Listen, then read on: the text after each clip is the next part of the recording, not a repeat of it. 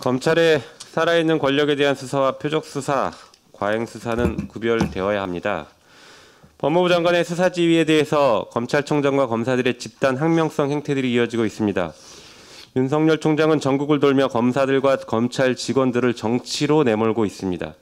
검찰이 그토록 준사법기관을 주장하며 정치적 독립성을 확보하려고 했던 일이 검찰총장의 정치 발언과 정치적 행보로 인해 검찰은 이제 준정치기관, 준정당이 되어가고 있습니다. 검찰은 늘 정치적 중립성을 주장하면서 검찰 인사 독립을 결론으로 가져갑니다. 지금도 전 세계적으로 유례 없이 막강한 권한이 집중된 검찰에게 인사권까지 주어진다면 검찰 파쇼로 이어질 것입니다.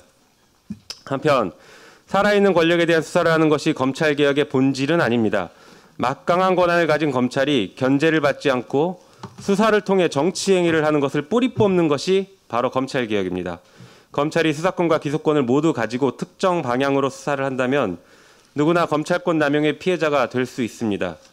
그것은 살아있는 권력을 수사하는 것이 아니라 검찰이 권력을 좌지우지하는 나쁜 권한 행사가 될 수 있습니다. 권력형 비리 수사를 가장한 표적 수사이자 사건 조작으로 흐를 수 있습니다. 더 나쁜 것은 수사 시기와 대상, 혐의를 모두 검찰이 자의적으로 선택해 수사권으로 정치를 하고 보복을 해도 견제할 방법이 없다는 것입니다. 대한민국의 모든 권력이 국민으로부터 나와야 하는데 검찰로부터 나오게 된다면 그게 민주주의인지 되묻고 싶습니다. 윤 총장이 살아있는 권력에 대한 수사를 언급하려면 적어도 검찰 내에 살아있는 권력인 총장 자신과 가족, 측근에 대한 수사를 검사들이 자유롭게 할 수 있어야 합니다. 윤 총장 관련 사건을 수사하는 검사들 역시 이 점을 명확하게 인식해 국민들의 신뢰를 회복하기 바랍니다. 한편 검사들이 정치적 중립을 논하고 싶으면 먼저 검찰총장의 정치활동 발언에 대해 반발해야 합니다. 나아가 검찰의 내로남불도 돌아봐야 합니다.